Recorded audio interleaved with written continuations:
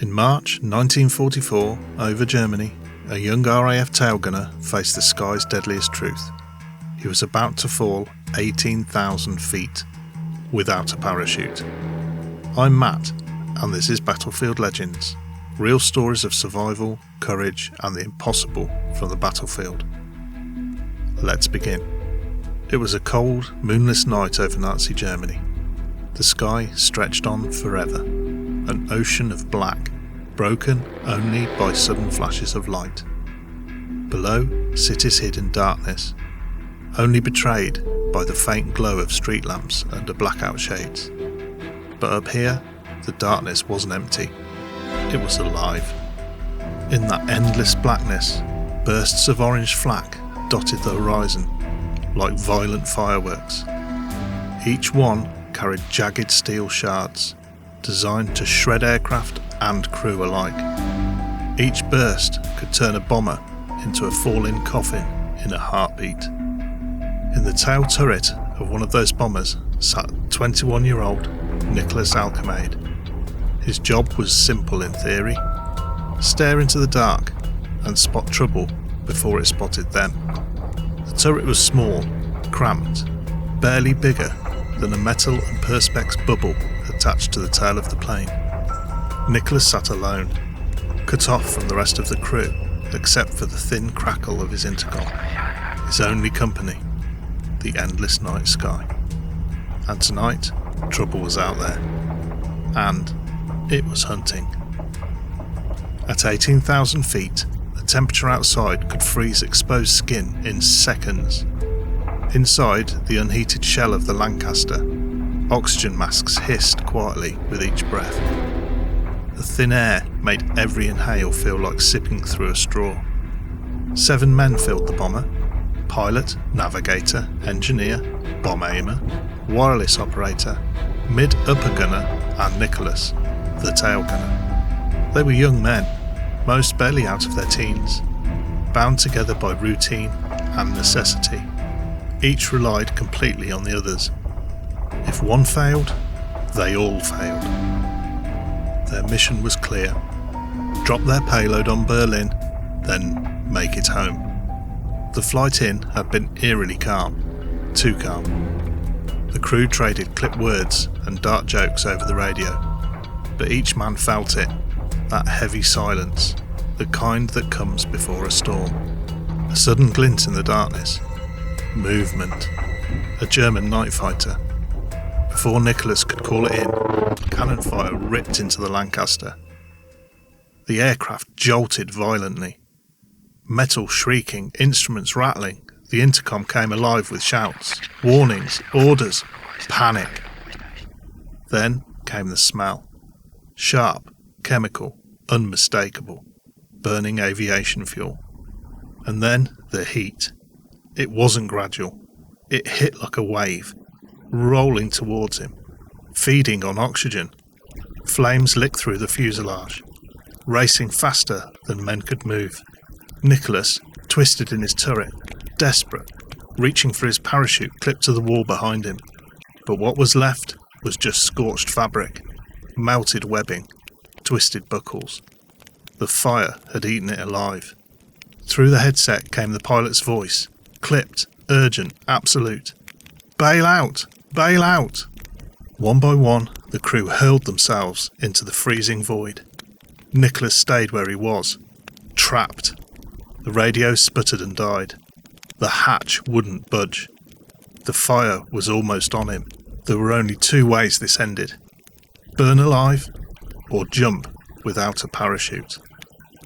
Nicholas took one last lungful of oxygen, adrenaline kicking in, and he used every ounce of strength he had to try and open the hatch. Finally, it gave, and with the fire almost on top of him, he hurled himself into the night. The moment he cleared the burning wreckage, the world changed. The roar of engines, the crack of flak, the thunder of gunfire, all gone. Now there was only silence and the cold. The wind seized him instantly, tearing at his body, spinning him end over end. He caught glimpses of the Lancaster above, its frame breaking apart. glowing against the black sky. Sparks rained from it like a dying star, and then nothing, only stars. He was falling at terminal velocity, over 120 miles an hour, faster than a car on a motorway, faster than any human body was ever meant to travel unprotected. The ground was invisible, a black, featureless void, but Nicholas knew it was there, waiting. His thoughts blurred. Fear, disbelief, then a strange kind of acceptance. 18,000 feet. Seconds to live. He thought of his family back home in England, of the girl he'd been seeing before the war, of how quickly everything had ended. Then, through the blur of wind and cloud, the blackness began to shift, to take shape. There was no pain, just sudden nothing. When Nicholas opened his eyes, he was staring up at snow-covered pine branches. They swayed gently in the wind, dropping flakes onto his face. He was alive. He tried to move, the pain flared in his knee, ribs and back, but nothing was broken. He'd crashed through the pine canopy, each branch tearing at him, slowing his fall. The snow on the forest floor had been deep and soft, cushioning the final impact. No broken bones, just bruises, a twisted knee, and burns from the fire. Against every possible law of physics, Nicholas Alkemade had survived. Hours later, German soldiers found him lying in the snow. When he told them what had happened, they didn't believe him. No one could fall that far and survive without a parachute. It had to be a cover story, a lie, some trick. They interrogated him, searched the wreckage, checked and rechecked his claim, and what they found matched exactly. A destroyed turret, a parachute burned beyond use, and no sign he'd ever worn one when he jumped. Instead of punishment, the Germans gave him something else. Medical care, food, and astonishingly, respect. They even handed him a signed certificate, written in German, confirming that Flight Sergeant Nicholas Alkemade had fallen 18,000 feet without a parachute, and lived. Nicholas spent the rest of the war in captivity, among the prisoners of war. His story spread like wildfire. He became a legend inside the barbed wire, the man who had done the impossible. After the war, the RAF confirmed every detail. Experts tried to calculate the odds of such a fall being survivable, but the numbers collapsed into near zero.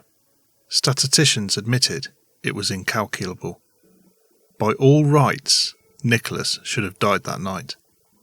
Instead, he lived to tell the tale. Nicholas Alkemade died in 1991, aged 64. On his wall, framed and carefully preserved, he still kept that German certificate. Proof of the night when fate, chance and survival collided at 18,000 feet. 3.5 miles, no parachute, and somehow he walked away. If you were in his position, would you have jumped or taken your chances with the fire? Drop your answer in the comments. And don't forget to like, subscribe and hit the bell so you don't miss the next impossible story. Thanks for watching.